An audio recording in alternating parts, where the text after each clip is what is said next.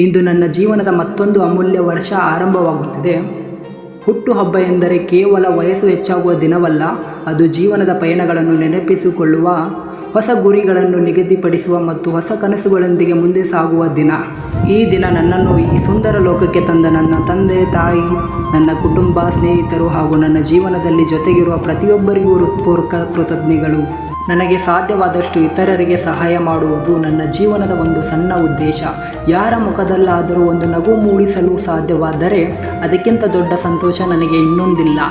ವಿಶೇಷವಾಗಿ ಚಿಕ್ಕ ಮಕ್ಕಳ ಮೇಲಿನ ನನ್ನ ಪ್ರೀತಿ ತುಂಬ ವಿಶೇಷ. ಅವರ ಮುಗ್ಧ ನಗು, ಅವರ ಸಂತೋಷ ಮತ್ತು ಅವರ ಮುಗ್ಧ ಮನಸ್ಸು ನನಗೆ ಯಾವಾಗಲೂ ಹೊಸ ಉತ್ಸಾಹವನ್ನು ನೀಡುತ್ತದೆ. ಅವರೊಂದಿಗೆ ಸಮಯ ಕಳೆಯುವುದು ನನಗೆ ತುಂಬ ಇಷ್ಟ.